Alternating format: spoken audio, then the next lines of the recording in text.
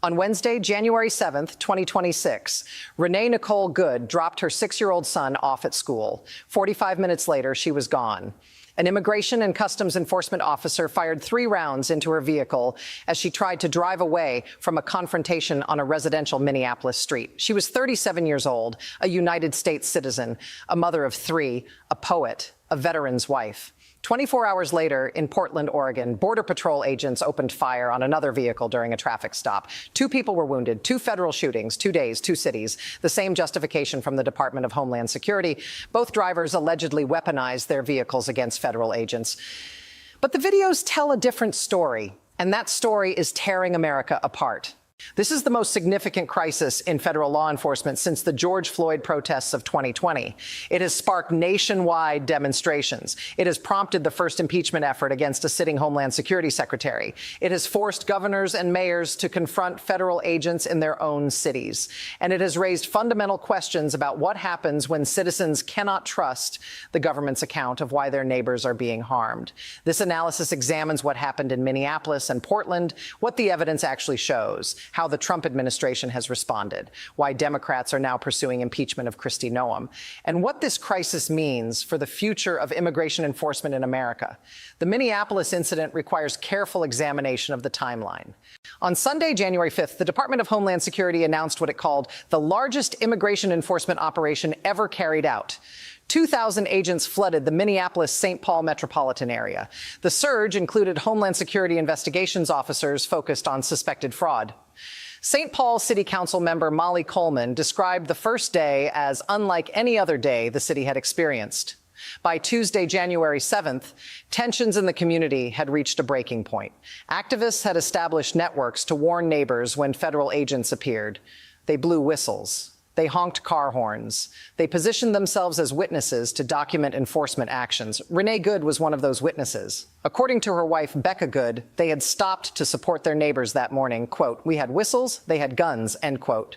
At approximately 10 in the morning, Good had parked her maroon Honda Pilot perpendicular in the road on Portland Avenue in South Minneapolis. Multiple unmarked government vehicles were in the area conducting operations. Some drove around her, others idled. ICE officer Jonathan Ross approached Good's vehicle. He is a 43-year-old Iraq war veteran who has served in federal law enforcement for nearly 2 decades. 6 months earlier, Ross had been dragged approximately 100 yards by a driver during an immigration operation in a Minneapolis suburb. What happened next was captured on multiple cell phone videos, including footage recorded by Ross himself. The video evidence shows Ross approaching Good's vehicle with his cell phone in one hand recording. Good had both hands visible, one on the steering wheel, the other outside the open driver's side window. Quote, "That's fine, dude. I'm not mad at you," end quote. Those were Good's words to Ross as he passed her door. Becca Good, standing outside the vehicle, held up her own phone and addressed the officer. Quote, "You want to come at us? I say go get yourself some lunch, big boy," end quote. Another officer can be heard telling Good to get out of the vehicle. Ross continued recording as he walked in front of Good's SUV. Good first put her vehicle in reverse. Then she accelerated forward. Her wife can be heard yelling from outside. Quote, "Drive, baby, drive," end quote. With his cell phone still gripped in one hand, Ross drew his weapon with the other. He fired at least 3 times into the vehicle as Good accelerated. One round struck her in the head. Her SUV continued down the street before crashing. Renee Good was the first recorded homicide in Minneapolis in 2026. The victim was a federal agent's bullet. The Department of Homeland Security immediately crafted a narrative. Secretary Kristi Noem described the incident as, quote, "an act of domestic terrorism," end quote. DHS claimed Good had been weaponizing her vehicle to run over agents. Officials stated she had been stalking and impeding their work throughout the day. Minneapolis Mayor Jacob Frey responded within hours. Quote, "Having seen the video myself, I want to tell everybody directly that is BS," end quote. He followed with another message, quote, "To ICE, get out of Minneapolis," end quote. Governor Tim Walz proclaimed January 9th as Renee Good Day in Minnesota. He told Trump and Noem directly, quote, "You've done enough. There is nothing more important than Minnesotans' safety," end quote. The video evidence undermines key elements of the government's narrative. CNN's analysis found that while DHS claims Good was blocking ICE agents, multiple vehicles, including one driven by Ross, drove around her SUV before the confrontation. She was not preventing anyone from leaving. Policing experts have raised serious concerns about Ross's tactics. Criminology professor Jeff Alpert noted that Ross was holding a gun in one hand and a cell phone in the other during the encounter. Quote, "I want to see the officer training that permits that," end quote. John P. Gross, a professor at the University of Wisconsin Law School who studies police shootings, observed a fundamental contradiction. Quote, "If you are an officer who views this woman as a threat, you don't have one hand on a cell phone. You don't walk around this supposed weapon casually filming," end quote. The government's decision to withhold cooperation from local investigators has deepened the crisis.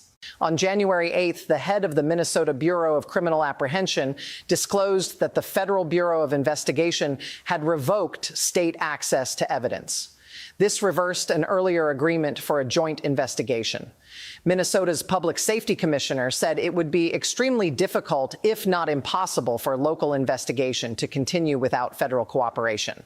Prosecutors in the Justice Department's Civil Rights Division were told they would not play a role in the investigation. Leadership in the division, overseen by Harmeet Dillon, informed staff there would be no federal civil rights investigation. Hennepin County Attorney Mary Moriarty and Minnesota Attorney General Keith Ellison have asked residents to submit videos, photos, and eyewitness accounts directly. The state is conducting its own investigation without federal cooperation. 24 hours after Minneapolis, the crisis expanded to Portland. On Thursday, January 8th, Border Patrol agents conducted what DHS called a targeted vehicle stop in the Hazelwood neighborhood. The targets were identified as Luis David Nino Moncada and Yorlenis Betsabeth Zambrano Contreras, Venezuelan migrants who DHS says entered the country illegally and have ties to the Tren de Aragua gang. DHS claimed the driver weaponized his vehicle and attempted to run over agents. One agent fired in self-defense. Both individuals were wounded but drove more than 2 miles from the scene before calling 911 for help. Police found them outside their apartment complex, conscious with gunshot wounds. They remain hospitalized in stable condition. Portland Mayor Keith Wilson responded by calling for ICE to halt all operations in the city until a full investigation is completed. Quote, "Portland is not a training ground for militarized agents, and the full force threatened by the administration has deadly consequences," end quote. Oregon Governor Tina Kotek placed blame on the Trump administration's deployment of federal agents. Quote, "My message to the federal government is this: we demand transparency. We demand your cooperation," end quote. Portland Police Chief